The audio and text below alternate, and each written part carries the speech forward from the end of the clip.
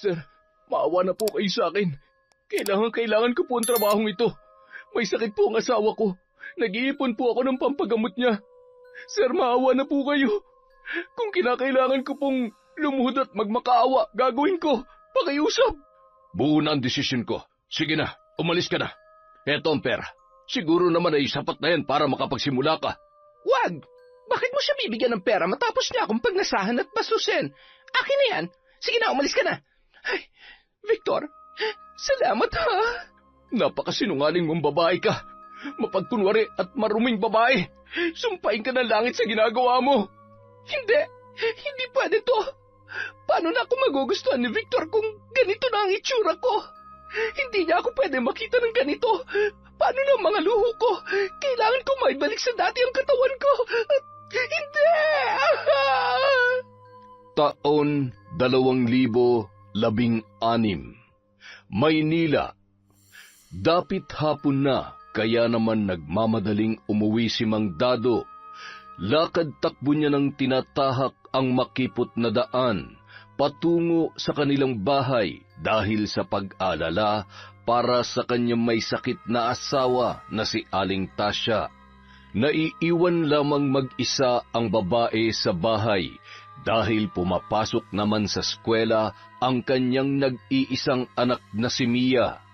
Panghapon ang klase ng dalagita kaya madalas ay nauuna pang makauwi ang ama galing sa kanyang trabaho.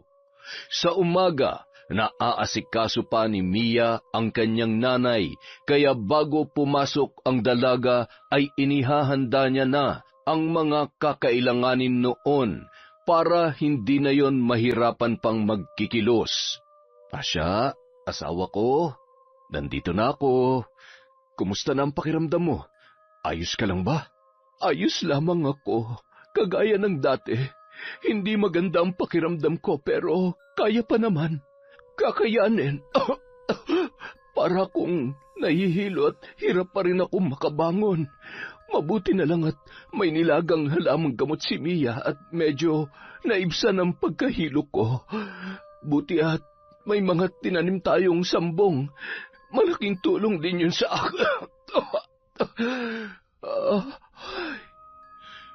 Tubong probinsya ang mag-anak at mas pinili nilang manirahan sa nasabing lugar kung saan sila naroon dahil sa pagbabaka sakali na magkaroon sila ng maginhawang buhay.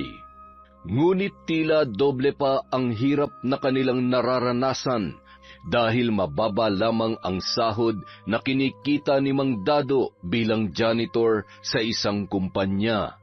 Sapat lamang yun sa pang-araw-araw na pangangailangan ng kanilang pamilya. At sinabayan pa ng pagkakasakit ng kanyang asawa, kaya naman madalas ay kinakapos sila ng pera. Sandali at lulutuin ko lang itong dala kong gulay. Pasensya na, asawa ko ha. Ito lang ang nakayanang bilhin ng pera ko. Nagtira pa kasi ako para sa pambaon ni Mia bukas. Hamot, sa susunod, bibili ako ng karne at ilalaga ko para naman makahigop ka ng sabaw at lumakas na kasi ang katawan mo. Medyo nangangayayat ka na rin eh. Huwag mo kong alalahanin, asawa ko. Kung anong meron ay kakainin ko. Pasensya ka na ha. Kung nagiging pabigat na ako sa inyo, hindi man lamang ako nakakatulong sa mga gastusin natin.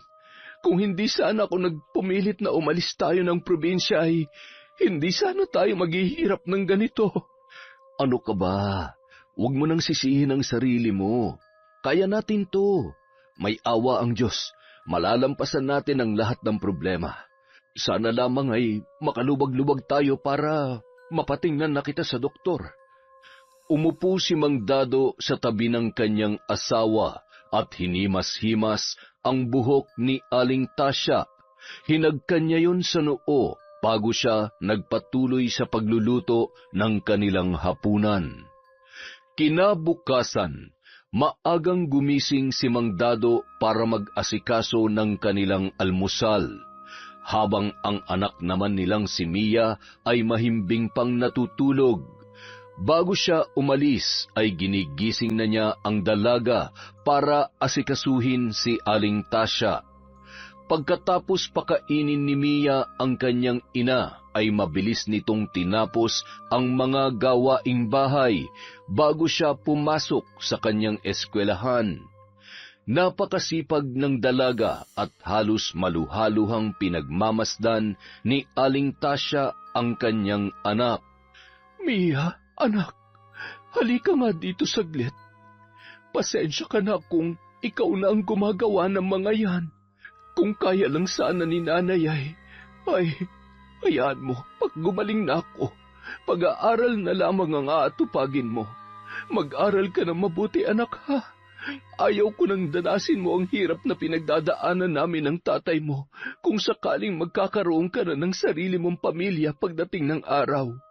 Gustuhin man namin mabigyan ka ng magandang buhay. Tila hindi na namin kaya. Hindi mapigilan ni Aling Tasya na pumatak ang mga luha habang niyayakap ang anak. Samantala, nagtataka si Mang Dado nang makita niya na may mahabang pila sa labas ng opisina ng kanilang boss. Hindi napigilan ng matanda na makiusyoso at magtanong. Nako, Mang Dado, wala na yung bago. Wala talaga nagtatagal na sekretarya si Sir. Kaya ayan, naghahanap na naman ng bago. Ewan ko ba dyan kay boss? Ay, siguradong sawa na naman kaya, mahirap lang talaga magsalita eh. Napailing-iling na lamang si Mang Dado dahil sa tinuran ng lalaki. Batid nito kung ano ang tinutukoy tungkol sa kanyang boss na si Victor, ngunit hindi niya ugaling makialam dahil mas mahalaga sa kanya ang atupagin lamang ang kanyang trabaho. Batid ng ilang empleyado na matinik ang boss nila pagdating sa mga babae, lalo na kapag maganda at sexy. Halos karamihan sa mga naging sekretarya nito ay napapabalitang nagiging karelasyon niya, bagay na hindi maaaring malaman ng asawa niya dahil kakaiba kung magalit yun. Habang naglalakad si Mang Dado sa kanyang pwesto, ay aksidenteng nagkabangga sila ni Jessie, na noon ay tila nagmamadali. Ano ba? Hindi ka naman tumitingin sa dinaraanan mo. Nagmamadali na nga ang tao, paharang-harang ka pa. Ay, pasensya na, miss. Hindi ko naman sinasadya at tsaka ikaw naman tong... Tatanga-tanga ka kasi. Nakakainis. Tumabi ka nga. Kapag nalate ako sa interview, humanda ka sa akin. Che! Ay, pambihirang babae yun. Siya na nga yung may kasalanan ay siya pa matapang. Napakamot ulo na lamang si Mang Dado dahil sa pagiging maldita ni Jessie. Natitiyak ng lalaki na isa sa mga aplikante ang babae dahil sa hawak nitong envelope papunta sa HR room. Sa kabutihang palad ay nakaabot pa naman yon. Napabuntong hininga muna ang babae bago umupo at pasimpleng tiningnan ang dalawa ring aplikante, sabay ngumisi na animoy batid niyang siya ang mapipili sa kanilang tatlo. Hinagod ng kanyang kamay ang buhok niya para ayusin. Inayos niya rin ang kanyang suot na damit bago ito pumasok sa loob, pati na rin ang sapatos niyang may barya bilang pampaswerte. Naniniwala kasi si Jessie sa kasabihan na kapag nilagyan ng barya ang sapatos na suot ay mawawala ang nerbiyos na nararamdaman ng isang tao kapag sumalang sa job interview. Hay, kaya ko to. Tiwala ka lang, girl. Paniguradong ikaw ang matatanggap. Samantala, habang papasok pa lamang si Jessie ay napalunok na ng laway si Victor nang makita ang babae. Maganda at sexy kaya hindi maitatanggi na mapapatingin sa kanya ang amo. Sa lahat ng mga aplikante na in-interview ng lalaki, kay Jessie lamang ito nagka-interes. Nakapagtapos naman ng pag-aaral ang babae at may karanasan na rin sa trabahong kanyang pinapasok. Kaya hindi na nagdalawang isip si Victor na tanggapin si Jessie. Kinamayan pa niya ito at ngumiti ng may kapilyuhan. Talaga po? Maraming salamat po, sir. Patutunayan ko po sa inyo na hindi po kayo nagkamali sa pagpili sa akin. Abot langit ang ngiti ni Jessie habang papalabas ng opisina. Habang naglalakad ang babae ay nadaanan nito si Mang Dado na naglilinis. Ikaw na naman? Hay nako, buti na lang at hindi minalas ang araw ko ngayon. Kaya lang, mukhang mabubwisit naman ako nito araw-araw at palagi ko na kayong makikita. Pero hindi bali na. At least may trabaho na ako. Hindi na lamang pinatulan ni Mang Dado ang babae. Hinayaan niya na lamang yun, ngunit naniniwala ang lalaki na baka kapag tumagal at nakilala siya nito ay baka magbago ang pakikitungo sa kanya. Dahil halos lahat ng mga empleyado doon ay mabait kay Mang Dado, palangiti at masipag kasi ang matandang janitor. Kinagabihan, hindi makatulog si Jessie sa sobrang tuwa na kanyang nararamdaman. Inihanda na niya ang kanyang susuotin sa pagpasok sa opisina kinabukasan. Hoy girl, matulog ka na at may pasok ka na bukas. Bawal ka malate. Kailangan magpakitang gilas ka para matuwa sa'yo si Sir Victor.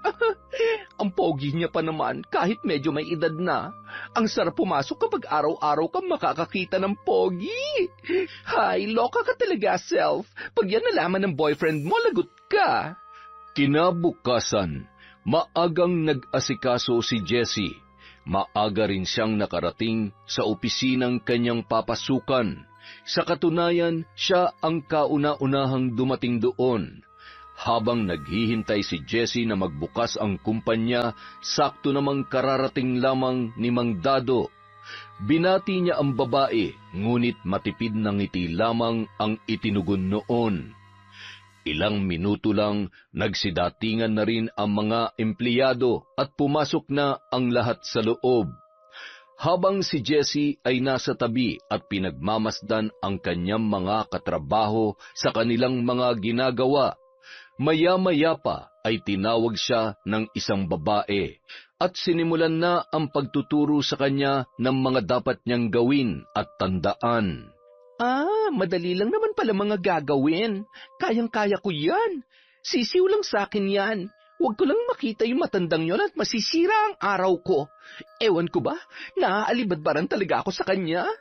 Noong araw ding yun, pagkatapos ng trabaho ni Jessie ay sinundo siya ng kanyang boyfriend at kumain sila sa labas para mag-celebrate sa pagkakaroon niya ng bagong trabaho. Nang maihatid na si Jessie ng kanyang boyfriend sa bahay, ay agad na itong nagpahinga. Ramdam niya ang pagod sa buong maghapon ng pagtatrabaho. Nanibago rin kasi ang kanyang katawan sa pabalik-balik sa iba't ibang departamento ng kumpanyang yon. Sunod-sunod na rin ang kanyang paghikab dahil sa labis na antok na kanyang nararamdaman. Makatulog na nga at maaga pa ulit ako bukas. Samantala, habang kumakain ng hapunan si Mang Dado ay bigla na lang nahimatay si Aling Tasya. Tarantang inalalayan ng lalaki ang kanyang asawa. Pinapaypayan ni Mia ang ina habang hinihilot naman ng ama ang kamay nito. Maya-maya pa ay nagkamalay na rin yun. Sa tingin ko, kailangan ka na talaga namin madala sa ospital. Kung kinakailangan mangutang ay gagawin ko. Hindi natin pwedeng ipagsawalang bahala ang kalagayan mo. Asawa ko, wag. Hindi pa nga tayo nakakabayad sa mga naunang utang natin eh. Ayos lang ako. Huwag ka mag-alala at kapag hindi ko naman nakaya ay magsasabi ako sa'yo. Walang-wala tayo ngayon. Ano na lang ang mangyayari kung madadagdagan pa ang mga bayarin natin? May awa ang Diyos. Pagagalingin niya rin ako. Ilang araw ang lumipas ay unti-unti na rin gumagaling sa sakit na iniinda si Aling Tasya. Ngunit hindi pa rin gaanong malakas ang kanyang katawan. Asawa ko, huwag ka muna masyadong magkikilos at mahirap na. Magpalakas ka muna. Hayaan mo na muna si Mia sa mga gawaing bahay. Ayos na ako, asawa ko. Kaya huwag ka na mag-alala. Pwede na nga yata ako magtrabaho eh. Matutulungan na kita sa mga gastusin dito sa bahay. Huwag mo na munang isipin yan. Mas mabuti nang nag-iingat tayo kesa mabinat ka. Makalipas ang 1 buwan, madaling nagamay ni Jessie ang kanyang trabaho, kaya naman natuwa si Victor sa pinapakitang sipag at kahusayan ng kanyang bagong sekretarya. Madalas din itong pinupuri ng lalaki. Nahalata rin ni Mang Dado ang pagiging malapit nito sa kanilang boss. Kabisadong-kabisado niya na ang galawan ni Victor kapag natitipuhan nito ang isang babae, ngunit ipinagsawalang bahala niya lamang yun. Isang araw, nagulat si Jessie dahil may inabot na regalo ang kanyang boss sa kanya. Tuwang-tuwa ang babae dahil unang beses niya lamang makatanggap ng mamahaling bag. Sir, sigurado po ba kayong para sa akin talaga to? Hindi naman po sa ayaw ko nang binibigay nyo, pero bakit nyo po ako naregaluhan? Hindi ko naman po karawan at lalong malayo pa naman po ang Pasko. Ano ka ba naman? Bakit sa karawan lang ba pwedeng magbigay ng regalo? Alam mo, natutuwa lang kasi ako sa kasipagan mo sa trabaho. Kaya marapat lang na bigyan kita ng munting regalo. At sayong-sayo yan. Pero sir, nakakahiya naman po. Bakit ka naman mahihiya? Kusang loob ko naman na ibinibigay yan. Tanggapin mo na. Sige ka, magtatampo ko. Kayo po talaga, sir. Masyado kayong palabiro. Sige na nga po. Marami pong salamat, sir.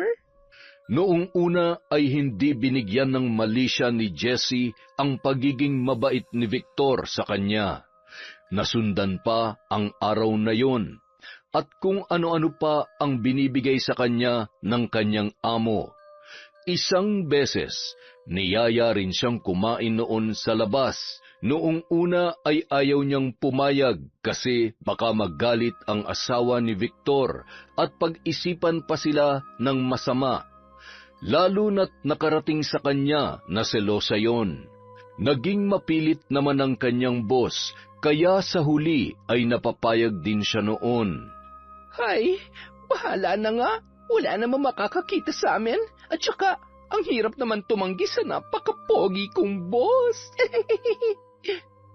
Sa tuwing magkasama sila, ay napapansin na ni Jessie ang mga kinikilos at kung paano siya itrato ni Victor. Hindi niya rin maiwasang mapaisip. Ngunit sa halip na mag-alala, bahagyang napangiti pa ang babae dahil naibibigay ng kanyang boss ang mga luho na kailanman ay hindi maibigay ng kanyang kasintahan. Sa kabilang banda, mahimbing na sanang natutulog si Mang Dado at ang anak nitong si Mia nang magising sila sa sunod-sunod na pag-ubo ng asawa nitong si Aling Tasya. Asawa ko, ayos ka lang ba? Sandali at kukuha lamang ako ng tubig. Pagkakuha ni Mang Dado ng isang basong tubig, agad niyang pinainom si Aling Tasya na nooy wala pa ring humpay sa pag-ubo. Nang makainom ito ay medyo guminhawa na ang kanyang pakiramdam. Nag-alala naman ang lalaki sa kalagayan ng kanyang asawa. Siguro'y napagod ka na naman kanina. Sabi ko na sa'yo huwag ka nang tumanggap na nabada at makakasama sa katawan mo. Ayan, inatake ka na naman ng ubo mo. Huwag mo akong alalahanin. Bukas ay wala na ito. Maglalaga lamang ako ng lagundi.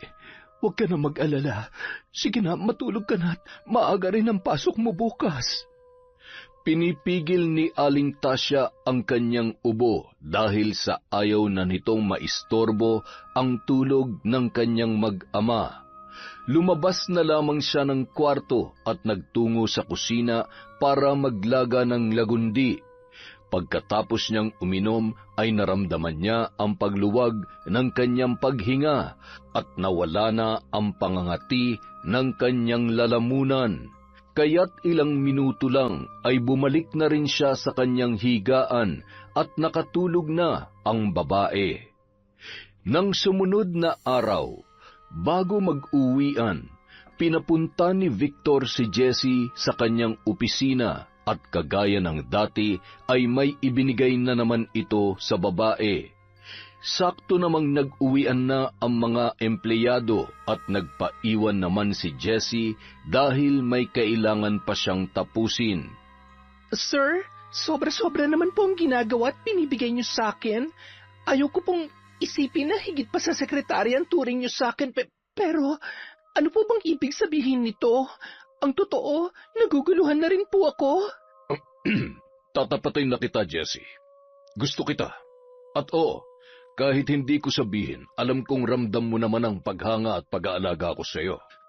Sir, may boyfriend po ako at kayo po, meron po kayong asawa? Jessie, hindi naman natin ipapaalam. Tayo lang dalawang makakaalam nito. Maganda ka, mabait at maaasahan. Sa tingin ko, unti-unti nang nauhulog ang loob ko sa iyo eh. Alam ko na alam mo kung anong ibig kong sabihin. Boss, ano pong... Nagulat si Jessie kay Victor nang hawakan siya nito sa bewang at marahan siyang hinagkan. Nang matauhan ay bigla niyang naitulak yon. Pasensya na po kayo, hindi ko sinasadya. Nabigla lamang po ako. Ayos lang, naiintindihan ko. Ihatid na kita pag-uwi mo. Huwag na po. Susundin po kasi ako ng boyfriend ko. Ganun ba? Sige, mag-iingat kayo. Kung maaari sana, bukas ay ako naman na maghatid sa iyo, Jessie. Kinagabihan, pagka-uwi ng bahay ni Jessie, hindi mawaglit sa kanyang isipan ang mga sinabi ng kanyang amo. Hanggang sa kanyang pagtulog ay yun pa rin ang kanyang nasa isip. Dahil sa maluho ang babae at tuwang-tuwa ito sa tuwing binibigyan siya ng lalaki ng mga mamahaling gamit, ay walang pagdadalawang isip na sasakyan at tatanggapin niya na ang inaalok ng kanyang boss. Isa pa, natatakot rin siya na kapag tinanggihan niya yon ay baka mawalan siya ng trabaho. Ito na ang sagot sa mga dasal ko. Kung papatulan ko si Sir, hindi ko na kailangan magpakapagod sa paulit-ulit na pag-a-apply ng trabaho. At saka, ano naman ang aasahan ko sa boyfriend ko? Mukhang wala naman siyang plano na maghanap ng mas magandang trabaho. Kay tandang Victor, magbubuhay prinsesa ako. Kaya lang, mahal ko yung mokong na yun. Pero, mabubusog ka ba sa pagmamahal, ha, Jessie? Hay, mag-isip ka nga na maayos. Huwag mo sayangin ang oportunidad na lumalapit sa'yo.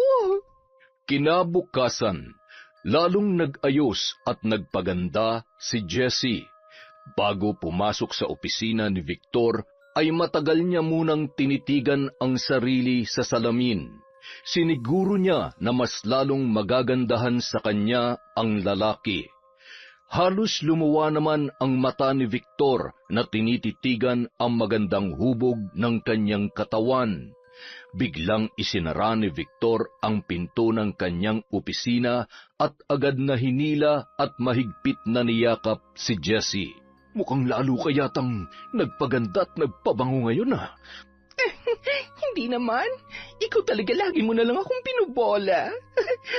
Boss, tungkol po sa sinabi niyo sa akin kahapon, pumapayag na po ako. Ha? Talaga? Hindi nga. Sobrang saya ko, Jessie. Hindi mo pagsisisihan ito. Mula nung araw na yon, ay madalas nang magpaiwan si Jessie sa opisina. Palaging rason nito ay may tatapusin pa siya sa tuwing niyayaya na siyang umuwi ng kanyang mga katrabaho.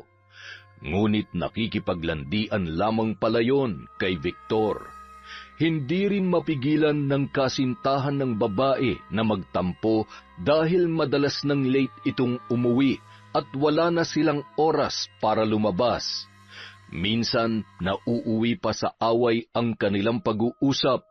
Walang kaalam-alam ang lalaki sa kalokohang ginagawa ng kanyang kasintahan. Samantala, kahit na medyo nahihirapan si Aling Tasya Dahil sa mayat mayang pag-ubo ay pinilit pa rin nitong tumanggap ng labada sa kagustuhan na makatulong sa kanyang asawa. Nagkataon naman na walang pasok si Mia noon, kaya tinulungan nito ang ina sa paglalaba. Nay, magpahinga na po muna kayo. Ako na lang po ang tatapos nito. Baka mas lalo pang lumala ang ubo ninyo. Huwag na po muna kayo magpakapagod. Magagalit na naman si tatay kapag nalaman niya na tumanggap na naman kayo ng labada. Sige na po, Nay. Ako na po ang bahala dito. Nang makaramdam ng pagkahapo si Aling Tasya ay nakinig na ito sa kanyang anak. Ipinaubaya niya na lamang sa dalaga ang paglalaba at nagpahinga na. Sakto namang kararating lamang ni Mang Dado at nakita ang itsura ng kanyang asawa na parang hinahabol ang kanyang hininga. Ang tigas naman ng ulo mo, Tasya eh. Di ba sabi ko na sa'yo huwag ka nang tumanggap ng labada? Sa halip na makatulong ay mas lalo mo lamang pinapalala ang sitwasyon. Paano kung lumala yung sakit mo? Abay kulang pa yung kikitain mo sa paglalaba. Hayaan mo na ako na lamang ang dumiskarte sa mga gastusin natin.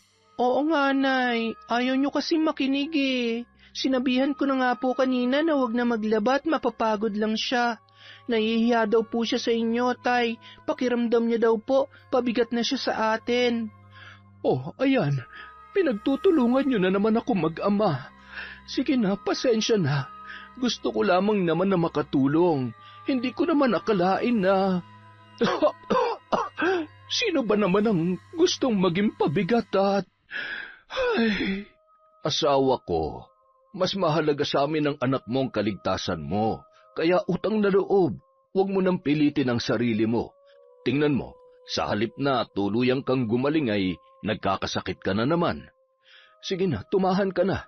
Pasensya na kung nakapagsalita na naman ako ng hindi mo gusto. Nag-aalala lang naman ako sa kalagayan mo. Naaawa rin naman ang mag-asawa sa kanilang anak. Madalas siyang tuksuhin ng kanyang mga kaklase dahil sa kanilang estado sa buhay.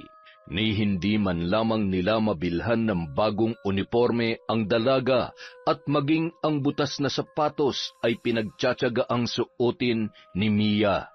Pero kahit ganoon ay nagpapasalamat pa rin ang dalaga at ni minsan ay hindi nagawa noong magreklamo. May awa ang Diyos. Malalampasan din natin ang paghihirap na ito. Balang araw, makakaahon din tayo. Huwag tayo mawala ng pag-asa. Magpahinga na muna kayo. Sige na, ako na ang magluluto ng hapunan natin. Kahit napagod sa trabaho si Mang Dado ay pinilit niya pa rin makapagluto dahil naawa siya kay Mia. Alam niya na pagod na rin sa paglalaba ang kanyang anak. Kahit nahihirapan sila mag-asawa ay hindi rin nila maitago ang kasiyahan sa kanilang mga muka tuwing nakikita nila kung gaano sila kaswerte sa kanilang anak na si Mia. Isang araw, nang mag-uwian na ang ibang mga empleyado ay agad na sinimulan ni Mang Dado ang paglilinis. Lagi niyang pinapahuling linisan ang opisina ni Victor dahil minsan ay may tinatapos pa ang boss niya, kaya ayaw niya itong istorbohin. Nung mga oras na yon, buong akala ng lalaki ay nakaalis na ang kanyang boss Victor. Kaya nagmamadali na siyang pumunta sa opisina nito para maglinis at makauwi na rin siya. Ano ba? Nakikiliti ako. Tumigil ka nga. Baka may makarinig at makakita sa atin. Isusumbong tayo niyan sa asawa mo. Huwag kang mag-alala. Nagsiuwian ng mga empleyado. Tayo na lang ang nandito. Malaya natin magagawa. Ano man ang gustuhin natin, Jessie. Narinig ni Mang Dado ang mga ungol at halinghing at dahan-dahan niyang binuksan ang pinto para silipin ang loob. Nanlaki ang kanyang mga mata nang bumungad sa kanya ang mainit na tagpo ng dalawa. Habang nakaupo si Victor ay nakapatong naman sa kanyang mga hita si Jessie at naghahalikan ang mga yon. Ha? Mang Dado? Ay, Sus Mariosep, Naku, pasensya na po, boss. Akala ko ay nakauwi na kayo. Sige po, babalik na lamang po ako mamaya. Sige na, Mang Dado. Maglinis ka na rito. Binabalaan din pala kita na wala sana makakaalam sa kung anong nakita nyo kanina. Nagkakaintindihan ba tayo? Opo. Makakaasa po kayo, boss. Pasensya na po talaga. Agad namang umalis na ang dalawa at ipinagpatuloy sa sasakyan ang kanilang ginagawa. Ay, Bakit? Napagod ka ba? hindi. Naiinis lang ako sa matandang yon. Natatakot ako, Victor. Paano kung magsumbong siya? Kapag nalaman ng asawa mo, siguradong... Kilala ko yung lalaking yon. Hindi siya nakikialam sa mga ganitong bagay kaya wala kang dapat ikatakot. Huwag ka nang sumimangot at sige ka, masisira ang ganda mo. Pakis nga ulit. Nanggigigil talaga ako sa iyo.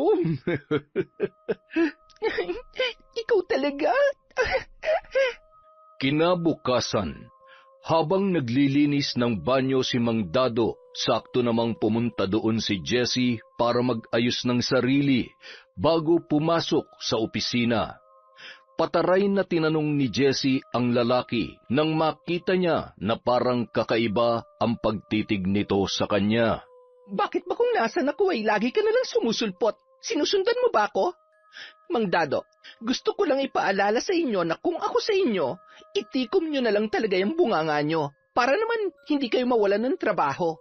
Sana naman nagkakaintindihan tayo. Tsaka, huwag nyo nga akong titigan ng ganyan. Iyo, hindi ko pangarap na pumatol sa gurang na tagalinis ng... Hay, makaalis na nga lang bago tuluyang masira ang araw ko.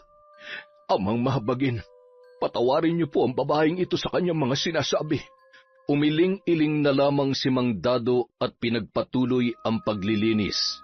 Nababatid niya na ang kahihinatnan ng dalaga, ngunit wala siya sa lugar na magsalita ng kahit ano laban sa kanyang amo. Unang-una, iniingatan niya rin ang trabaho na meron siya. Ibang-iba na talaga ang ugali ng mga kabataan ngayon. Kaya nagpapasalamat ako sa Diyos dahil hindi lumaki ng ganyan ang anak kong si Mia. Napakaswerte ko dahil may anak akong mabait, magalang at masipag. Hindi tulad ng ibang, Sus Mariosep, mapupusok at wala nang kinatatakutan. Makapagkuskus na nga lang ng inidorot nang mabawasan ng linisin ko. Samantala, bibisita raw si Ma'am sa 1 linggo. Alam nyo na, ayusin yung trabaho nyo't magsuot kayo na maayos na damit. Lalo na yung mga hapit na hapit manamit dyan. Alam nyo naman si Madam, kay Mang Dado lang talaga mabait yun. Naiinis na naupo si Jessie sa kanyang mesa nang marinig niya ang usap-usapan ng kanyang mga katrabaho. Bakit naman sa ilang buwan ko na rito ay bigla na lamang dadalaw ang babaeng yon? Kailangan ko makatiyak na hindi magsasalita ang matandang janitor na yon. Dahil kung hindi, malilintikan talaga ako sa asawa ni Victor. Alam ko na. Buti pa, ipatanggal ko na lang kay Victor ang matandang yun dito. At nang sa ganon, wala na kaming problemahin pa ni Victor. Tama. Hay, ang talino mo talaga, Jessie. Nung araw ding yun, masinsinang kinausap ni Jessie si Victor sa opisina nito. Pero matagal na nagtatrabaho sa akin si Mang Dado. Kawawa naman yung tao kung tatanggalin ko sa trabaho. Kung ganon, sino mas pipiliin mo sa amin? Ako na nagpapaligaya at sinusunod lahat ng gusto mo? O yung pabigat na matandang yon? Sige ka, baka matanggal ako sa trabaho dahil sa kanya. Narinig ko kanina na malapit daw ang loob ng asawa mo sa Dado na yon. Pero kung kaya mong mawala ako sa'yo... At hindi na muling matikman ang matamis kong halik. Sige ka, ikaw ang bahala. Dahil sa paglalambing ni Jessie kay Victor ay napapayag ito sa plano ng babae.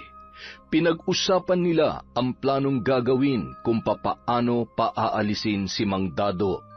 Maya-maya, ipinatawag ni Victor ang matanda sa kanyang opisina. Nabigla si Mang Dado nang madatnan niyang umiiyak si Jessie sa harapan ni Victor. Binastos niya ako kanina. Siguro iniisip niya, pati siya ay papatulan ko. Natatakot ako sa kanya, Victor. Boss, mabuti na lang, Nalaban ako. Kung hindi, baka nagawa niya ng masama niyang binabalak sa akin. Ha? Ano? Sir, hindi po totoo ang sinasabi niya. Hindi ko siya binastos. Ni hindi nga kita nakita o nakasalubong kanina. Bakit ka nagsisinungaling? Huwag mo namang gawin sa akin to. Sumunod naman ako sa pakiusap niyo sa akin at wala po akong pakialam kahit ano pa mang namamagitan sa inyong dalawa, sir. Huwag na kayong magpaliwanag, Mang Dado. Tingnan niyo kung anong ginawa ninyo. Natrauma si Jessie sa nangyari. Hindi ako makapaniwala na magagawa mo yun. Hindi ko ito pwedeng palampasin. Baka mamaya hindi lang si Jessie ang mabiktima mo. Pero sir, kilala niyo po ako. Hindi ko po talaga magagawa ang binibintang ni Jessie. Malinis po ang konsensya ko't hindi ako ganyang klaseng tao. Yun na nga sa tagal mo na dito sa kumpanya ko, akala ko kilala na kita. Pero hindi pa pala. Pasensya na, ngunit wala na akong magagawa kundi tanggalin ka sa trabaho. Kailangan kong protektahan ang mga empleyado ko, lalo na mga babae. Sir, maawa naman po kayo sa akin. Kailangan ko po ang trabahong ito. May sakit po ang asawa ko. Nag-iipon po ako ng pampagamot niya. Sir, maawa na po kayo. Kung kinakailangan ko pong lumuhod at magmakaawa gagawin ko. Pakiusap. Buo ng desisyon ko, Mang Dado. Sige na, umalis ka na. Heto ang pera, siguro naman sapat na yan para makapagsimula ka. Wag! Bakit mo siya bibigyan ng pera matapos niya akong pagnasaan at bastusin? Akin na yan. Sige na, umalis ka na. Victor, salamat ha. Napakasinungaling mong babae ka. Mapagkunwari at maruming babae. Sumpain ka ng langit sa ginagawa mo. Hindi mapigilang pumatak ang mga luha ni Mang Dado habang papalabas ng opisina. Parang gumuho ang kanyang mundo dahil sa nangyari. Pinuproblema niya kung saan na siya maghahanap ng panibagong mapapasukan. Samantala, ang galing ko talagang umarte. Pang best actress ang level. Mabuti naman na tukumbinsi kita, Victor. Ang lakas talaga ng karisma ko. Dahil kung hindi umalis dito yung matandang yon, matatapos ang maliligayang araw mo. Ang sarap na ng buhay ko ngayon. Ayaw ko nang may sagabal pa sa plano ko at mga gusto kong mangyari. Nakaramdam ng awa si Victor, ngunit sa unang pagkakataon ay mukhang totoo na ang nararamdaman niyang pagmamahal sa babae. Ibang-iba kasi yun sa lahat ng mga nakilala niya at maging sa lahat ng kanyang mga naging sekretarya. Samantala, wala sa sariling naglalakad si Mang Dado papauwi sa kanilang bahay. Nang mga oras ding yun ay pauwi na rin si Mia galing sa eskwelahan. Maaga silang pinauwi dahil sumama ang pakiramdam ng kanyang guro. Paulit-ulit na tinatawag ng dalaga ang kanyang ama, ngunit parang hindi siya naririnig noon. Patakbong hinabol ni Mia si Mang Dado. Kahit anong tawag niya ay hindi pa rin siya nililingon ng kanyang ama. Humihingal na ang dalaga nang maabutan niya si Mang Dado. Tay, kanina ko pa po kayo tinatawag. Hindi niyo po ba ako naririnig? Oh, Mia anak, ikaw pala. Bakit ang aga mong umuwi? Wala ka na bang pasok? Pasensya na at hindi kita narinig. May iniisip lang kasi si tatay . Ay, masama po ang pakiramdam ni ma'am kaya pinauwi kami na maaga. Kayo po, bakit po ang aga niyo ring umuwi? Tsaka, bakit po ganyan ang itsura niyo? Umiyak po ba kayo? Bakit po namumugtoy ang mga mata niyo, tay? May problema po ba? May nang-away po ba sa inyo sa trabaho? Nasaktan po ba kayo, tay? Tay, sagutin niyo po ang tanong ko. Kumalma ka anak. Huwag kang mag-alala at magagawan ko naman ng paraan ng problemang pinagdaraanan ko. Tumigil muna saglit ang mag-ama at naupo sa may gilid ng daan. Doon ikinuwento ni Mang Dado sa anak na si Mia ang mga nangyari. Ayaw niya sanang ipaalam sa kanyang anak ang pagkatanggal niya sa trabaho, ngunit hindi niya na mapigilan na maglabas ng sama ng loob. Kaya minabuti niya na nasabihin na lang ito at nang mabawasan ang bigat na kanyang nararamdaman ng mga oras na yon. Ginawa po nila yon? Akala ko pa naman mabait yung boss ninyo, pero bakit ganun na lang niya kayo tinanggal? Hindi man lang nila kayo pinakinggan, at yung Jessie na yon, ang sama ng ugali niya. Gusto ko siyang sabunutan at sampalin. Sinungaling siya, Tay. Maling-mali yung ginawa niya. Gusto ko siyang tirisin na parang garapata. Hayaan mo na, anak. Diyos na ang bahala sa kanila. Alam nang nasa itaas ang katotohanan. Ang inaalala ko lang ngayon ay kung paano ng plano nating pagpapagamot sa nanay mo ngayong wala na akong trabaho. Ay, sabi ko naman po sa inyo, Tay, titigil na lang ako sa pag-aaral eh. Maghahanap na lang po ako ng trabaho. hindi pwede, anak. Ilang beses ka nang tumigil sa pag-aaral. Paano ka pa makakatapos niyan? Mas lalo lang tayong mahihirapan kapag hindi ka nakapagtapos. Mas maigi nang may pinag-aralan ka para may makuha kang maayos na trabaho. Ako na ang bahala. Kaya ito ni tatay. Bukas na bukas din ay maghahanap ako ng malilipatan. Huwag na po kayo malungkot, Tay. Sana nga po ay makahanap kayo agad ng trabaho. At sana tubuan din ng konsensya ang babaeng yon. Wala siyang awa. Pati na rin ang boss nyo. Niyakap na lamang ni Mang Dado ang anak at nagpatuloy sila sa paglalakad. Ang iniisip ngayon ni Mang Dado ay kung papaano niya sasabihin sa kanyang asawa ang nangyari. Ayaw niya yung mag-alala dahil mas makakasama lamang yon sa kalagayan ng kanyang asawa. Ngunit hindi niya naman yon maitatago kay Aling Tasya. Nang makarating ng bahay ang mag-ama, nagulat si Aling Tasya at magkasamang umuwi sina Mia at Mang Dado. Oh, bakit ganyan ang itsura nyo? Parang Biyernes Santo yung mga mukha ninyo. Ano nangyari? Teka, ngayon lang yata kayo nagkasabay na umuwi ah. Mas pinili na lang muna ni Mang Dado na wag sabihin sa asawa ang mga nangyari nung araw na yon. Inasikaso na lamang ng lalaki ang kanilang hapunan. Pilit namang kinukulit ni Aling Tasya ang anak kung ano ang nangyari sa kanyang tatay at napakatahimik noon. Naninibago ang babae sa kanyang asawa dahil hindi niya ito makausap ng maayos. Mia, ano ba nangyari sa tatay mo? Bakit ang tahimik niya? Kinakausap ko pero parang iniiwasan niya ako. Magsabi nga kayo ng totoo, ano ba talaga nangyari? May problema ba ang tatay mo? Sandali lang po, may titingnan lang po ako sa kwarto, Nay. Abat, ano ba nangyayari sa mga ito? Ay nako! Nakiramdam na lamang si Aling Tasya sa kanyang mag-ama. Batid niya na may hindi sinasabi ang mga yon. Kinabukasan, maagang nagising si Aling Tasya, ngunit ipinagtataka nito kung bakit hindi pa nag-aasikaso si Mang Dado sa pagpasok sa kanyang trabaho. Kaya muli niya na namang tinanong yun. Napansin din ng babae na napakalalim ng iniisip ng kanyang asawa habang humihigop ng kape. Dado, sabihin mo nga sa akin, may problema ka ba sa trabaho? Bakit parang wala ka yatang planong pumasok? Nasisante ka ba? Kapag hindi mo sinagot ang tanong ko, pupunta ako sa... Oo na, ito na, sasabihin ko na. Pambihira ka naman talaga, oo. Ayaw ko lang naman kasi na mag-alala ka.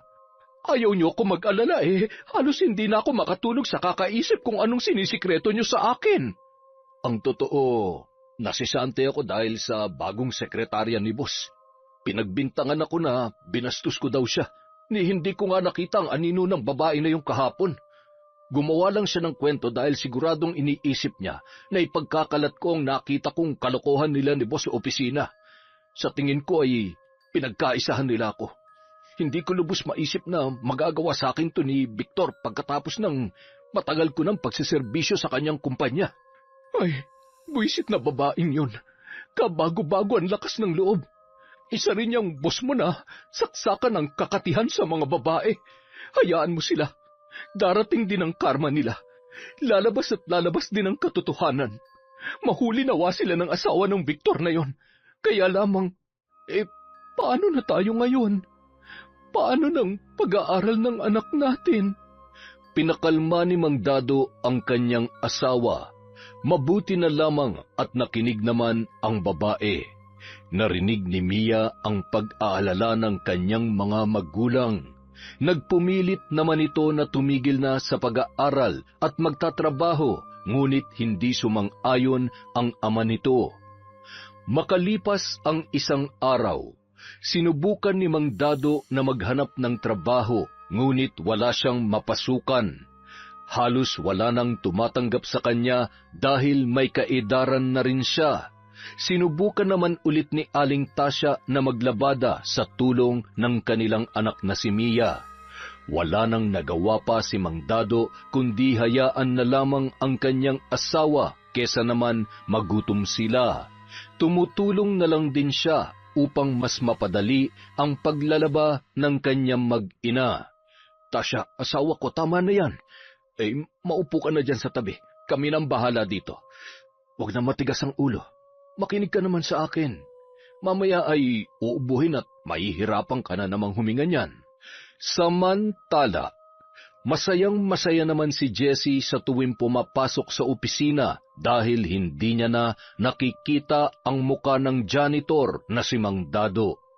Nawala na rin ang kanyang pangamba na makarating sa asawa ni Victor ang kanilang lihim na relasyon. Hay, ang sarap sa pakiramdam na wala na akong nakikitang pakalat-kalat na amoy basura dito sa opisina. Siguro ay nagkukumahog na siya ngayong mga lakal para may pakain sa kanyang pamilya. Kung may pamilya nga siya.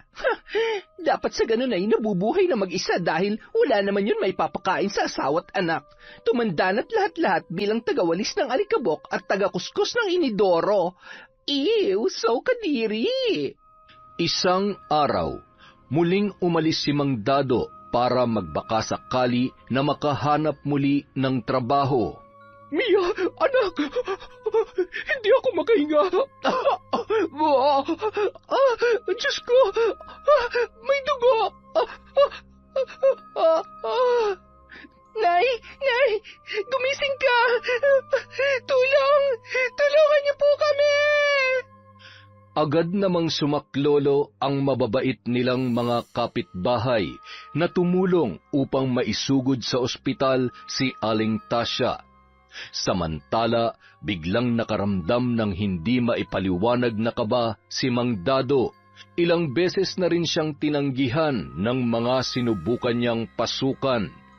Dahil sa pagkadismaya at pag-iisip kung paano siya makakahanap ng trabaho, ay muntik pa siyang masagi ng sasakyan habang siya ay tumatawid. Biglang pumasok sa kanyang isip si Aling Tasya at ang kanyang anak na si Mia. Kaya dali-dali itong umuwi ng bahay sa hindi maipaliwanag na dahilan. Teka, nasaan ang mag-ina ko? Tasya, asawa ko! Nasaan kayo? Mia! Hindi naman sila umaalis ng bahay. Saan kaya nagpunta yung dalawang yun?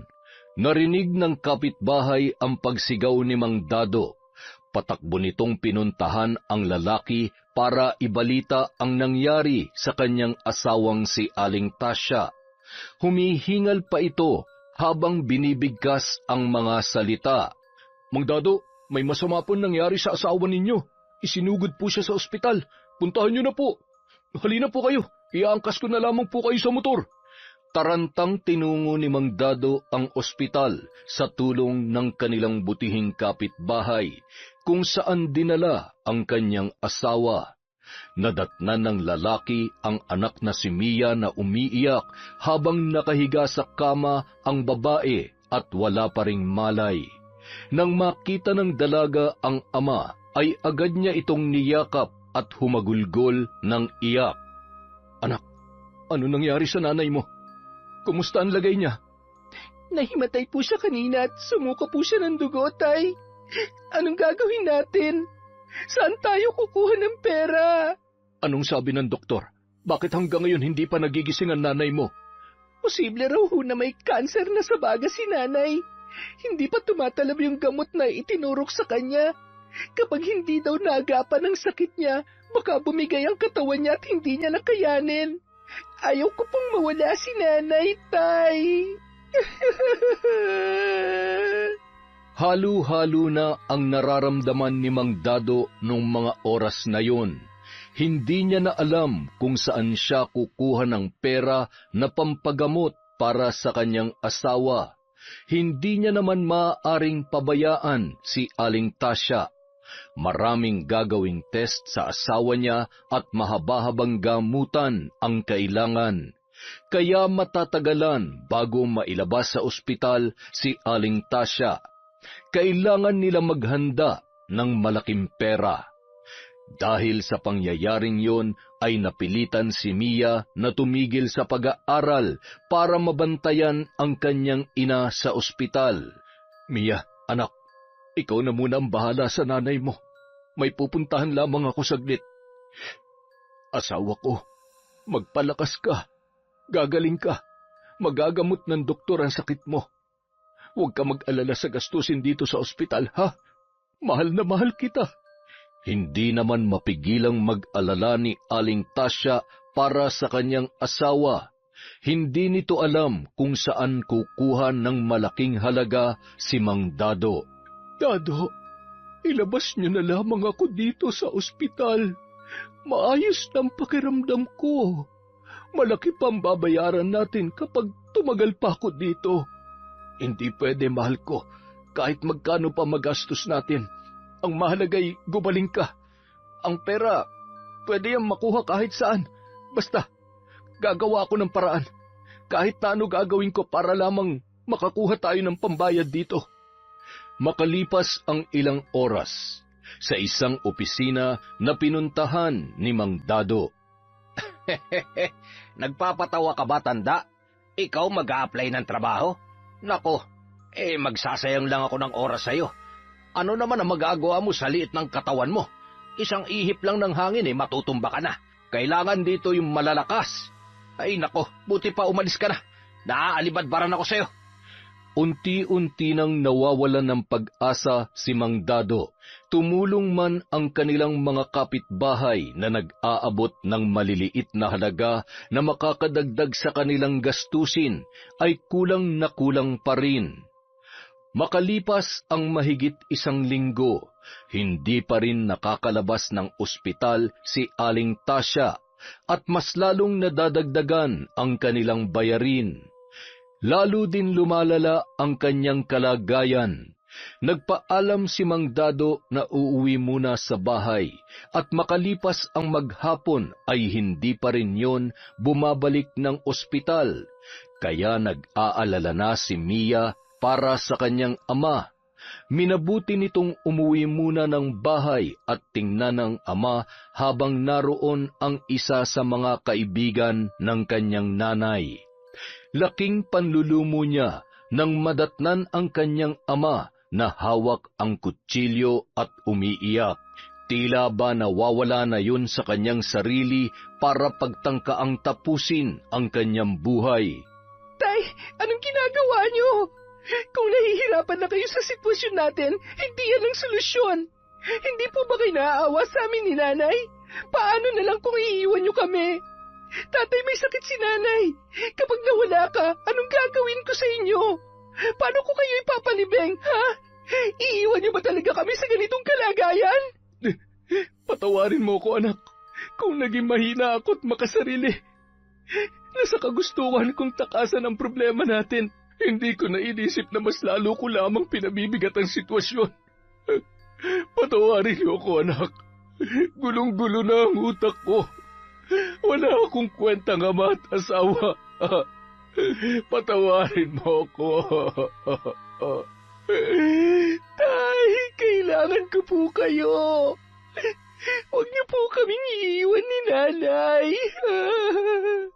Labis na awa ang naramdaman ni Mia sa naging epekto ng mga nangyari sa kanyang ama. Sa sobrang galit nito sa mga taong naging dahilan ng pagkawala sa trabaho ng kanyang ama, sumagi sa kanyang isip ang itim na karunungan na minsan na ring itinuro sa kanya ni Aling Tasya. Ito na ang pagkakataon. Sabi ni Inay, gagamitin ko lamang ito kapag kailangan na. Kailangan ko kayong turuan ng leksyon. Lalo-lalo ka na, ambisyosang babae ka. Hinabak mo lahat, makuha mo lamang ang gusto mo. Kahit na may inosenteng taong madadamay, pagsisisihan mong ginawa mo sa tatay ko. Magbabayad kayo. Tandaan niyo yan. Kinaumagahan, nang maging maayos na ang pakiramdam ni Mang Dado, pumunta na siya sa ospital para palitan sa pagbabantay ang kanyang anak na si Mia. Ang dalaga naman ang umuwi sa kanilang bahay para makapaligo at makapagpalit ng damit. Nang araw ding yun, sinamantala ni Mia na gawin ang pambabarang sa mga taong nagkasala sa kanyang ama gamit ang larawan na kanyang napili mula sa social media account ni na Jessie at Victor. Ngayon humanda kayo. Matitikman niyo ang galit ng anak ng kinawawa niyong janitor. Ipapalansap ko sa inyo ang bunga ng mga kasalanan ginawa niyo. Sariling kaligayahan niyo lang ang iniisip niyo. Hindi na kayo naawa sa taong nagsusumikap para sa kanyang pamilya. Hindi niyo may tatago ang baho at kataksilan niyo. Nagtungo si Mia sa kwarto ng kanyang mga magulang at binuksan ang kabinet kung saan itinago ng kanyang ina ang aklat ng karunungan. Ngayong kumpleto ng mga kailangan ko, maaari ko nang simulan ng ritual. Napakaamo ng mga mukha ninyo. Akala mo kung sino mga mababait, mga walang puso. Kung gaano kaamo ang pagmumukha nyo, kabaligtaran ng ugali ninyo. Lasapin nyo ang parusang nararapat sa mga taong maiitim ang buti at buhay pa'y nasusunog ng mga kaluluwa sa impyerno. Agad nang sinimulan ni Mia ang orasyon. Kumuha ang dalaga ng isang garapon, 3 itim na maliliit na kandila. Sa likod ng larawan ni na Jessie at Victor, sinulat niya ang buong pangalan ng dalawa at isinulat din niya ang kasalanang ginawa nito sa kanyang ama.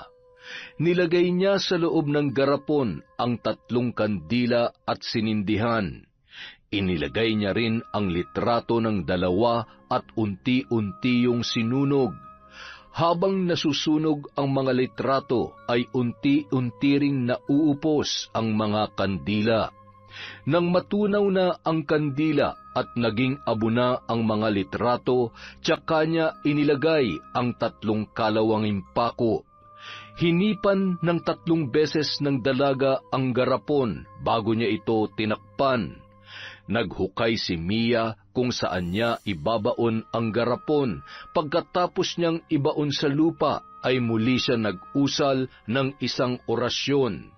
Sa isang iglap, biglang dumilim ang paligid at sunod-sunod ang pagguhit sa kalangitan ng nagngangalit na mga kidlat. Bumuhos ang malakas na ulan at masayang nilalasap ng dalaga ang bawat patak na bumubuhos sa kanyang muka. Samantala, Asawa ko, hindi pa ba dumarating yung anak mo? hindi pa. Baka nakatulog yun. Bakit? May ipag-uutos ka ba? Ako na lang ang gagawa.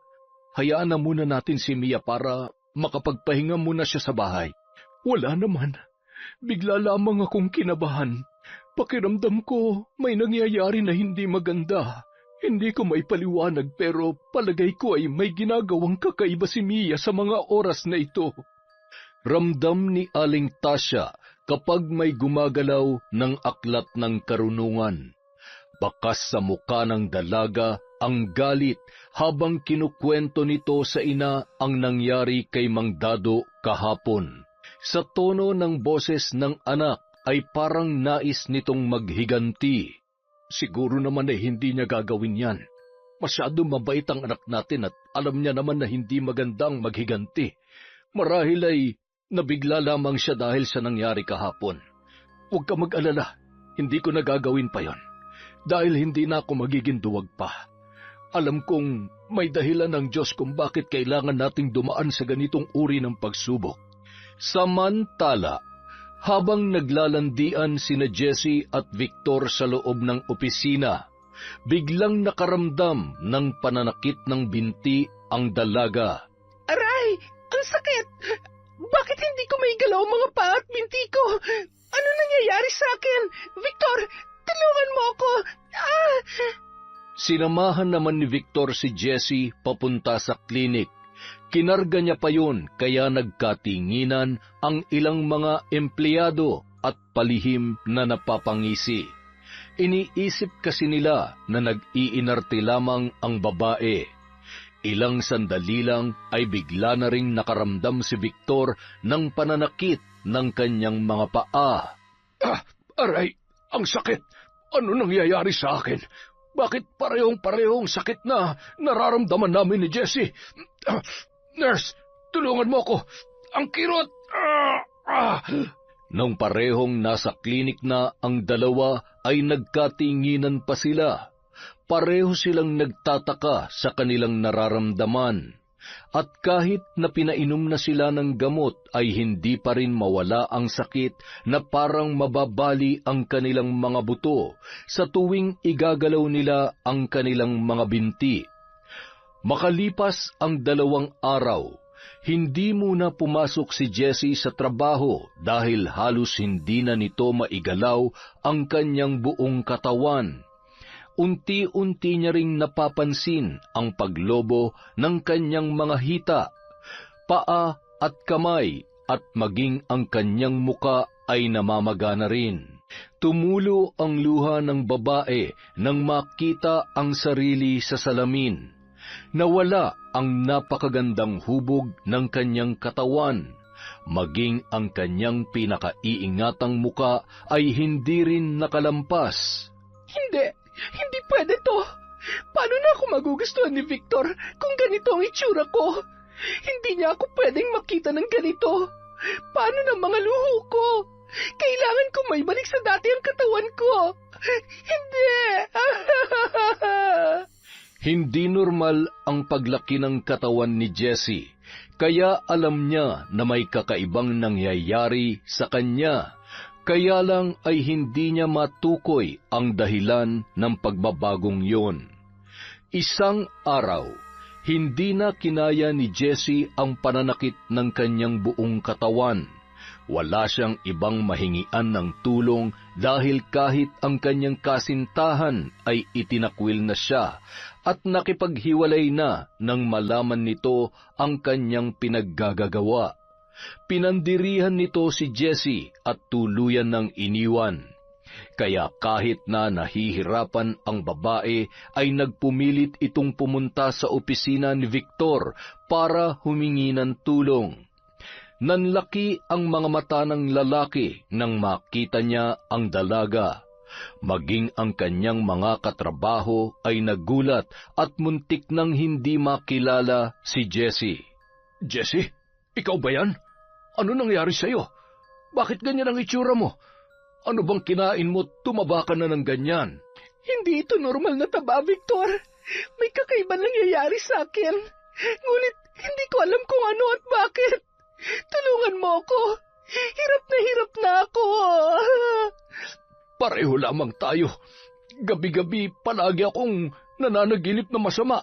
At sa tuwing magigising ako, nahihirapan akong maigalaw ang mga paa ko. Pero ilang sandali lang nawawala naman. Pabalik-balik at hindi ko maintindihan. Hindi sinasadyang marinig ng katrabaho ni Jessie ang pinag-uusapan ng dalawa nang sakto itong pumasok sa opisina ni Victor at may papipirmahan sa kanyang amo. Mawalang galang na po sa inyo, sir. Hindi naman po sa nakikialam ako. Narinig ko po kasi ang pinag-uusapan ninyo ni Jessie. Hindi po kaya binabarang kayo? Ayon sa aking narinig ay hindi normal ang mga nangyayari sa inyo. Taga-Sikihor po kasi ako kaya alam ko po ang mga ganyang kababalaghan. Barang? Totoo ba yan? At sino naman ang pwedeng gumawa nito sa amin? At ano naman ang kanyang dahilan para gawin ito? Ay, hindi ko rin po alam. Baka naman po may matindi kayong kasalanan na nagawa o may tao na masama ang loob o may matinding galit sa inyo.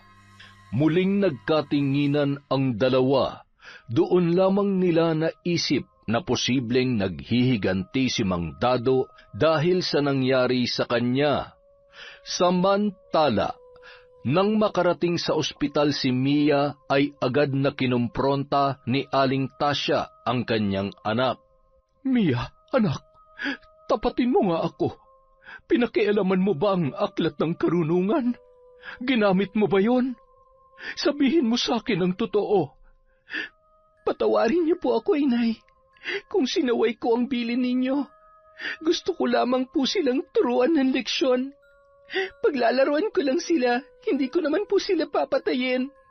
Kahit na anak, malaking kasalanan pa rin sa Diyos ang maghiganti. Pinaubaya mo na lamang sana sa Panginoon ang pagpaparusa sa kanila. Di ba sabi ko sa iyo, hanggat maaari ay huwag mong hahawakan at gagamitin ang aklat? Naiintindihan ko po kayo, Nay. Pero sabi niyo rin noon, may tamang panahon para gamitin yon, kaya niyo itinuro sa akin. Ngayon na po yung tamang panahon na yon. Kailangan nilang maintindihan na hindi sa lahat ng oras ang mahihirap na katulad natin ay mananahimik na lamang kapag pinagkaitan at hinapakan.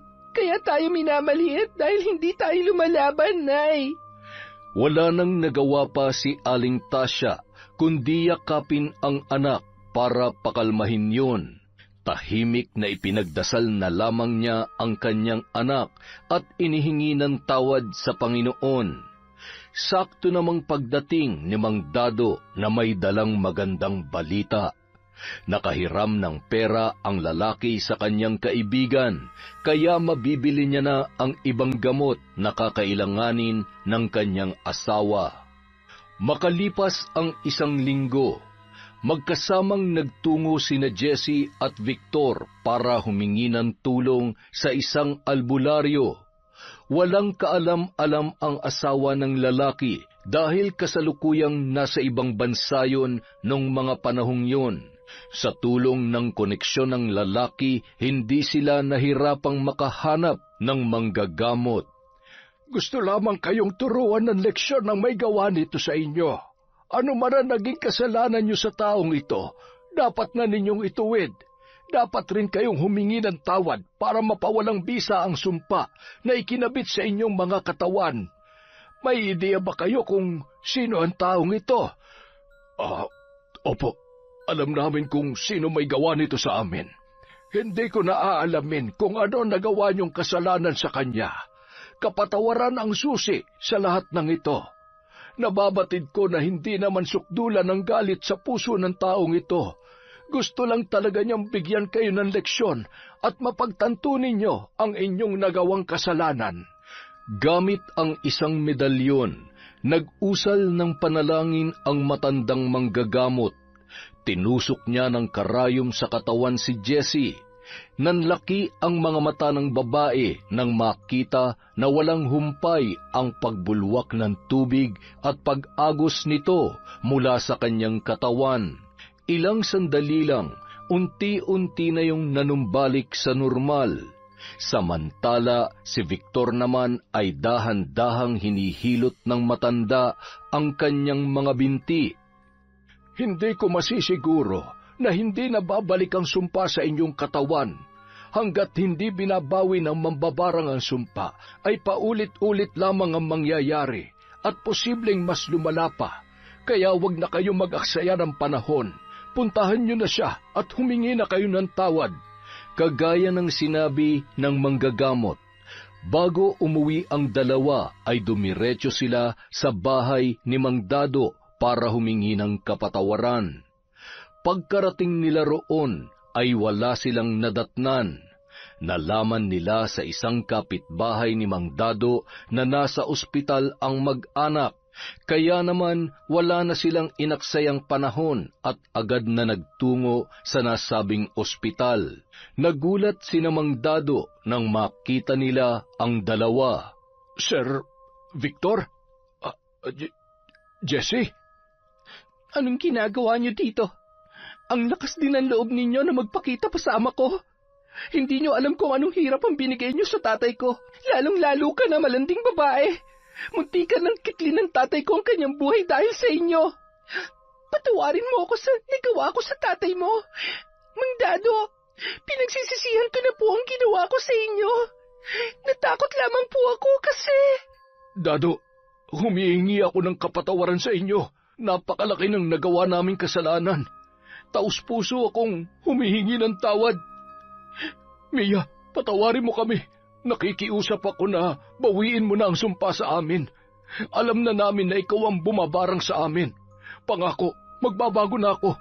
Itatama ako na ang mga pagkakamali ko. Lumuhod pa sina Victor at Jessie kina Mia at Mang Dado habang paulit-ulit na humihingi ng tawad. Nakita naman ni Mang Dado na sinsero sila sa kanilang mga sinasabi. Dahil sa taglay na kabaitan ng lalaki, hindi na siya nagdalawang isip at pinatawad na ang kanyang boss, maging ang sekretarya nito. Mia, anak, patawarin mo na rin sila. Bawiin mo na ang barang na ikinabit mo sa kanilang katawan. Nagsisisi naman na sila at nangako na magbabago.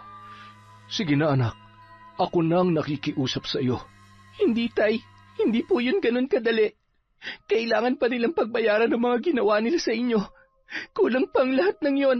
Sinasabi lamang nila na nagsisisi na sila at magbabago, pero hindi naman nila yung gagawin. Huwag po kayong maniwala sa kanila. Tingnan niyo ang mga mata nilang punong-puno ng kasinungalingan. Mga mapagkunwari. Lumabas ng silid si Mia at hinabol naman ito ni Mang Dado para kausapin. Umiiyak pa ang dalaga sa sobrang galit na nararamdaman. Dahil ganoon na lamang kadaling pinatawad ng kanyang ama ang dalawa. Pinaliwanag ni Mang Dado sa anak ang paghingi ng tawad ni na Victor at Jessie. Hindi tumigil ang lalaki hanggang sa nakumbinsi na nito ang kanyang anak na bigyan ng puwang ang kanyang puso na magpatawad para sa ikatatahimik ng lahat. Tumango-tango na lamang ang dalaga bilang pagsang-ayon sa mga sinabi ng kanyang ama. Babawiin ko na ang sumpa. Basta tuparin niyo ang inyong mga pangako. Sana hindi na maulit ang lahat ng ito. At baka hindi na ako makapagpigil. Baka sa susunod tuluyan ko na kayo. Kung may nangyari masama sa tatay ko, kahit lumuha pa kayo ng dugo, hindi ko kayo mapapatawad. Hindi nyo alam kung gaano naapektuhan ang pamilya namin dahil sa ginawa nyo. Lalo ka na, Jessie. At itong tandaan mo, walang sikreto na hindi nabubunyag, kaya kahit sinisante nyo si tatay, sisingaw pa rin ang marumi nyong sikreto. Sige na, makakalis na kayo. Maraming salamat, Mia. Pangako, hindi na mauulit. Natuto na kami at sa ngayon ay itatama na namin ang aming mga pagkakamali. Dado, maraming salamat ulit. Bakas ang tuwa at pag-asa sa mukha ni na Jessie at Victor. Malaking pasasalamat nila dahil nakuha nila ang hinihinging kapatawaran mula sa pamilya ni Mang Dado. Nagmamadaling umuwi si Mia sa bahay para bungkalin ang lupa kung saan niya ibinaon ang mga ginamit sa pambabarang. Sa pamamagitan ng itim na kapangyarihan, ipinag-uutos ko na tuluyan ng bawiin ang sumpang pinataw ko sa mga taong yon. Kailanman ay hindi na ito muling dadapo sa kanilang mga katawan. Tuluyan na silang palayain sa parusang ikinabit ko sa kanila. Dinggin ang aking utos. Ngayon din. Bigla na lamang lumakas ang ihip ng hangin at nawalan ng malay ang dalaga. Sa lakas ng kanyang kapangyarihang pinakawalan ng hina at nahimatay si Mia. Pero ilang sandali lamang ay nagkamalay na rin yon. Makalipas ang isang araw, masayang ibinalita ni Victor kay Mang Dado na wala na silang nararamdaman na kakaiba. Tuluyan nang ang binawi ni Mia ang sumpa. Nalaman din ng lalaki na lumalala na ang kalagayan ng asawa ni Mang Dado at kailangan nito ng agarang gamutan. Kaya problemado si Mang Dado kung saan kukuha ng panggastos. Huwag na kayong mag-alala sa gastusin dito sa ospital. Ako nang bahala sa lahat. Kailangan gumaling ang asawa mo. At siya nga pala, Mang Dado, makakabalik ka na sa trabaho. Bukas na bukas ay pwede na kayong pumasok. Dadagdagan ko rin ang sahod ninyo. Talaga po, sir? Maraming salamat po. Malaking tulong po ito sa pamilya ko. Salamat po ulit. Huwag kayong magpasalamat sa akin. Ako nga ang dapat na magpasalamat sa inyo. Dahil kung hindi dahil sa inyo, hindi ako mamumulat sa mga pagkakamali ko. Masayang masaya si Mang Dado dahil sa sinabing yon ni Victor. Samantala, nang makauwi ang asawa ni Victor, nalaman nito ang tungkol sa mga nangyari. Pinalayas at tinanggal ng babae sa trabaho si Jessie. Galit na galit yon sa kanyang asawa, ngunit paulit-ulit na humingi ng tawad si Victor at nangako na hindi na ulit yon gagawin. Dahil sa pagmamahal ay muli niyang pinatawad at binigyan ng pagkakataon ang kanyang asawa. Isang araw. Jessie, anong ginagawa mo dito? Mang Dado, naparito po ako para ibigay itong kaunting tulong sa inyo. Sana po kahit papano makabayad ako sa pagkakamali ko. Pinagbili ni Jessie ang kanyang mga mamahaling gamit na ibinigay ni Victor, at ang nalikom niyang pera ay buong binigay ng babae kay Mang Dado bilang tulong sa pagpapagamot ng asawa nito na si Aling Tasya. Sa una ay ayaw sanang tanggapin ng lalaki dahil wala ng trabaho ang babae, kaya mas kailangan nito ng pera. Ngunit dahil mapilit si Jessie at para na lang sa ikapapanatag ng loob at konsensya nito, ay taus-puso yung tinanggap at pinagpasalamat ni Mang Dado. Pero, paano ka ngayon? San ka napupunta? Magsisimula po ako ng panibagong buhay. May konting ipon pa naman po ako, at saka maghahanap po ako ng panibagong trabaho. Pagsisikapan ko na po ang lahat ng bagay na gugustuhin ko. Hindi ko na iaasa sa madaling paraan. Natuto na po ako at muli po akong nagpapasalamat sa inyo, Mang Dado. Abay, natutuwa naman ako dahil namulat ka na sa katotohanan. Hindi masama ang mangarap ng marangyang buhay. Kailangan mo lang pagsikapan at pagtrabahuhan yon. Masaya ako para sa iyo, Jessie. Naway magtagumpay ka sa panibagong mundong iyong tatahakin. Makalipas ang 1 linggo, nang mailipat na si Aling Tasya sa pribadong ospital at maoperahan, ay unti-unti na itong gumagaling. Nakauwi na rin ang mag-anak sa kanilang bahay. Salamat naman po, Nay, at nakalabas na kayo sa ospital.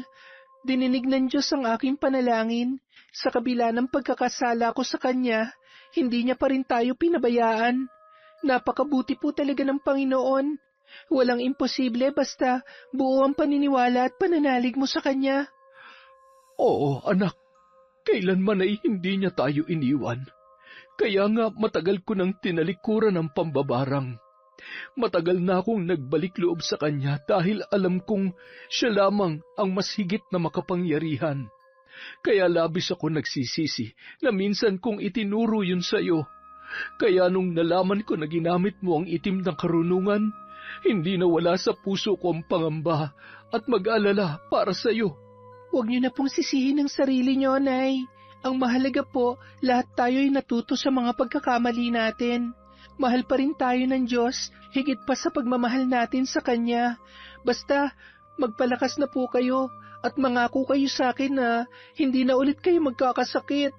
Makalipas ang ilang sandali, dumating si Mang Dado bitbit ang mga gamit na kinuha niya mula sa tricycle na kanilang sinakyan pa uwi. Ay nako, tama na nga ang dramahan niyo mag-ina. Tulungan mo nga ako dito, anak, sa mga dala ko. Si tatay talaga kahit kailan panira. Namiss ko lang pong lambingin ng sobra si nanay. Mahigpit na nagyakapan ang tatlo at hindi na napigilang pumatak ang kanilang mga luha dahil sa labis na tuwa na sa kabila ng kanilang kinaharap na hamon ng buhay ay sama-sama nilang napagtagumpayan ang lahat ng yon.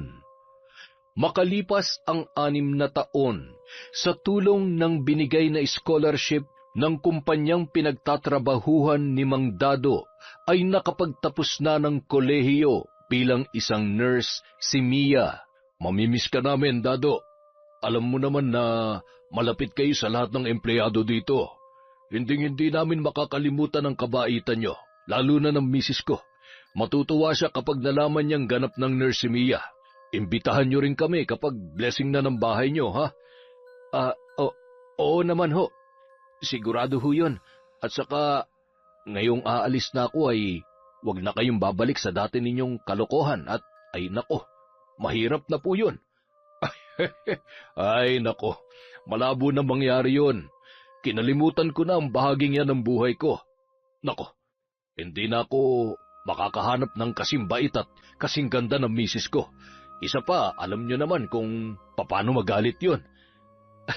Ay siya, uuwi na ako. Dadaan pa ako sa palengke. Dadaanan ko mag-ina ko. Namili kasi sila ngayon. Ay sige, mag-iingat kayo sa inyong pag-uwi. Habang naglalakad ang matanda, ay bigla naman siyang nabangga ng isang babae na noon ay naglalakad din. Tinulungan niya pang damputin ang mga nalaglag na gamit noon. Ma'am Jessie, kayo po ba yan? Mang Dado? Uy, ang taba niyo na ho at parang bumata kayo. Saan po kayo pupunta? Ay, dadaanan ko yung mag-ina ko dyan sa palengke. Ganoon po ba? Sige, sabay na po tayo. Gusto ko rin po silang makita, lalo na si Mia. Kumusta na ho siya? Nako, nurse na at nagtatrabaho na siya sa public hospital. Napakabilis ng panahon ano. Ikaw, kumusta ka na? Eto, sekretarya pa rin po. 3 taon na rin po ako doon. Ikakasal na rin ako sa dati kong kasintahan. Nagkabalikan po kami sa kabila ng mga nagawa kong pagkakamali sa kanya. Aba, ay talagang mahal ka nga niya. Masaya ako para sa iyo, iha. Masaya rin po ako para sa inyo, Mang Dado. Maswerte po kayo sa anak ninyo. Tara na ho at hanapin na natin ang mag-ina nyo. Siguro, mas lalong gumanda si Mia. Ay oo, syempre, gwapo ang tatay tapos artistahin din ang nanay. Kanino pa ba magmamana yun? Kaya ikaw, kapag nagkaanak ka ay siguradong maganda rin ang magiging anak mo. Sana nga po. Sana po kamukha ko ang baby na nasa sinapupunan ko. Lugi naman ho ako kung dadalhin ko to ng 9 na buwan tapos magiging kamukha lang ng tatay niya. Ay wala namang problema dahil tatay niya naman yun. Isa pa, siguradong gwapo rin yung magiging asawa mo. Hindi ba? Ay nako, basta mabait po siya. Ay nako, luka-luka ka talaga. Siya, mag-iingat ka at madulas ha. Kumapit ka kaya sa braso ko't mahirap na, buntis ka pa naman. Ay, sige po, salamat po. Napakabait niyo po talaga.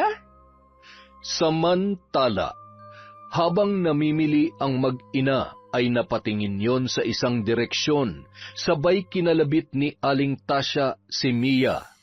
Mia, anak, tingnan mo. Ang tatay mo may kasamang babae. Nakaukyabit pa. Sandali lamang ha.